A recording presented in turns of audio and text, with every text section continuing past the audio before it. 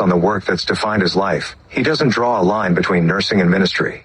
To him, they've always been the same calling. One happened in hospital rooms.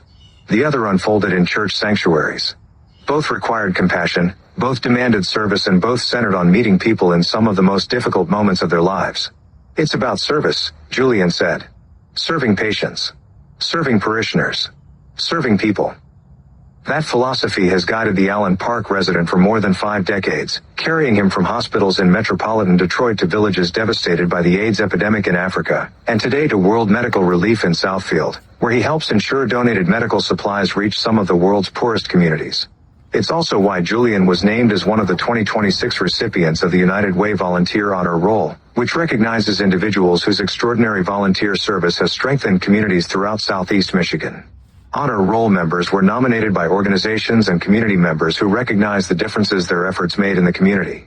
In honoring him, the United Way called Julian a committed and dedicated volunteer who serves to improve the lives of others. For Julian, however, the recognition is less about one accomplishment than a lifetime spent answering a simple question: how can I help? A calling discovered early. Looking back, Julian can trace the beginning of that journey to an unlikely conversation with a high school guidance counselor. After completing a vocational assessment, he was called into the counselor's office to review the results. "I don't know how to tell you this," she said. "It looks like you should become a Catholic priest." The suggestion caught him completely off guard. My answer was, "No way," he said. "I wanted to get married." Instead, he pursued nursing, eventually earning his registered nursing degree before completing his bachelor's degree in nursing at Grand Valley State University. Along the way, he met the woman who would become his wife, also a nursing student, and together they built a life centered on caring for others. Although he chose a different path than the one suggested by his counselor, Julian now smiles at the irony. "The calling was there," he said. "It just unfolded differently than anyone expected." Where nursing and ministry became one, Julian began his career caring for patients at the Rehabilitation Institute of Michigan, working with people living with life-changing physical disabilities. He never viewed the work as simply a profession. "I've always wanted to help those who are hurting the most," he said. Nursing was more than a job. It was a calling. That calling took an unexpected turn one Sunday in the early 1980s. The hospital chaplain was unavailable, and staff members approached Julian with an unusual request. Would he lead a worship service for the patients? He resisted. "I told them I would probably get in trouble because it wasn't my role," he said. Eventually, he agreed. Patients in wheelchairs and on stretchers filled the family room. Nurses sang. A janitor joined in.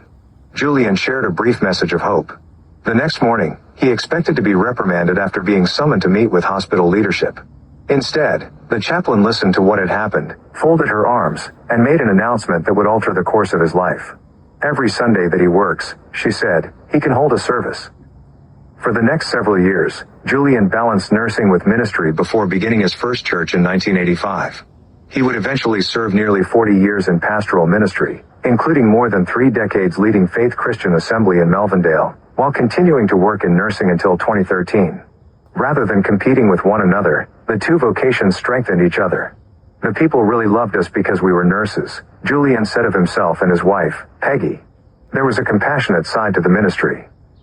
A journey that changed everything. If one experience transformed Julian's understanding of service, it came thousands of miles from home. His first trip to Botswana in 2001 exposed him to the devastating toll of the AIDS epidemic. At the time, treatments were limited and many communities had few resources. Rather than assume he knew what was needed, Julian asked local caregivers a simple question: "What can we do to help?" Their answer surprised him. They said, "Send Ensure." The request seemed almost too simple. Back home, Julian began collecting the liquid nutritional supplements, much of it donated through hospice organizations after patients no longer needed it. Working with World Medical Relief, those donations eventually became the Fighting AIDS with Nutrition, FAWN, program. Over the next 2 decades, approximately 400,000 cans of nutritional supplements were shipped to Africa. While the numbers are impressive, the memories are even more powerful. Julian recalls entering the homes of people dying from AIDS, where families entrusted him to personally feed their loved ones. FAWN was dissolved in 2023, considering the mission accomplished. "I'll never forget it," he said quietly. "I felt so honored." Those visits became defining moments in his life. He also remembers standing in Nelson Mandela's prison cell on Robben Island, overwhelmed by the injustice he learned had taken place there. As he left the island by boat, Julian stood alone at the back of the vessel, reflecting on what he had seen. "I was just weeping," he said. He believes that experience deepened not only his commitment to humanitarian work but also his understanding of reconciliation and compassion. A ministry that continues. Although Julian eventually stepped away from leading a congregation full-time, his ministry has never slowed. Today he serves as bishop and pastor emeritus through the Church of God and continues preaching regularly at Heritage Church of God in Taylor. He records weekly online spiritual reflections, has hosted years of podcast teaching, and recently published a 2-volume daily devotional created from hundreds of those messages. The devotional, he said, has become something deeply personal. "It really is the stories of my life," he said. "It's something I'll leave to my children and grandchildren." Several mornings each week, however, another part of his ministry unfolds inside the warehouse at World Medical Relief.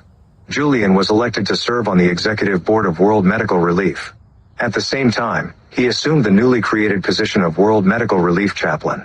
There, he volunteers on the advisory board, helps sort donated medical supplies, represents the organization at public events and assists with fundraising efforts in addition to his chaplain duties. Finding purpose through service. After decades spent caring for patients, leading congregations and serving communities around the world, Julian believes people today are searching for something deeper than ever before. "I think there's an element of instability in the world," he said. "People are looking for stability. They're looking for organizations and churches that will help." He also believes many people underestimate their own ability to make a difference. Everyone, he believes, has been created with a unique purpose.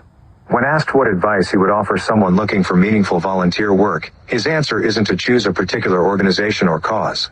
Instead, he encourages people to begin with quiet reflection. "Be still. Be quiet. Listen to your heart," he said. "I guarantee it will bubble up. There is no greater fulfillment than doing what you were created to do." It is advice he has followed throughout his life.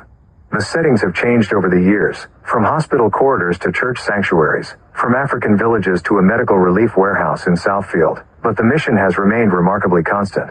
For Julian, caring for people has never been a profession or even a volunteer activity. It's simply the way he's chosen to live his life.